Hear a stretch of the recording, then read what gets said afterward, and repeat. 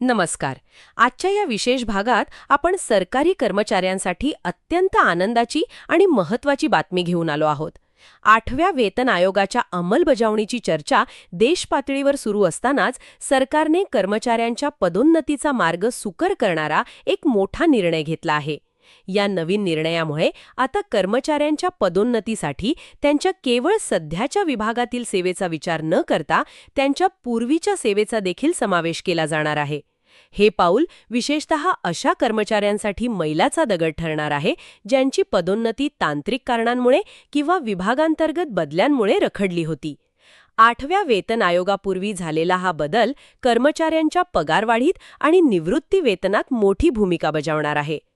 पदोन्नतीबाबतच्या या नवीन नियमानुसार जर एखाद्या कर्मचाऱ्याने एका सरकारी विभागातून दुसऱ्या विभागात किंवा स्वायत्त संस्थेतून नियमित सरकारी सेवेत प्रवेश केला असेल तर त्याची ती जुनी सेवा आता ज्येष्ठतेसाठी किंवा पदोन्नतीसाठी ग्राह्य धरली जाईल. पूर्वीच्या नियमात अशी सेवा अनेकदा शून्य मानली जात होती, ज्यामुळे अनुभव असूनही कर्मचारी पदोन्नतीपासून वंचित राहत असत. आता जर दोन्ही पदांचे कामाचे स्वरूप आणि वेतनश्रेणी समान असेल तर त्या अनुभवाचा पूर्ण लाभ दिला जाईल. यासाठी कर्मचाऱ्याने तांत्रिक राजीनामा देऊन नवीन पदावर रुजू होणे आवश्यक आहे.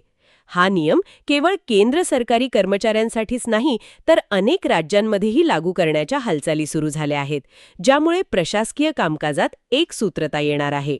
या बदलाचा थेट संबंध आगामी 8व्या वेतन आयोगाशी आहे.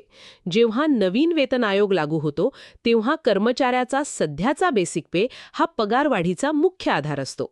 जर या नवीन नियमामुळे एखाद्या कर्मचाऱ्याला 8व्या वेतन आयोगाच्या अंमलबजावणीपूर्वी पदोन्नती मिळाली तर त्याचा ग्रेड पे आणि मूळ पगार वाढलेला असेल.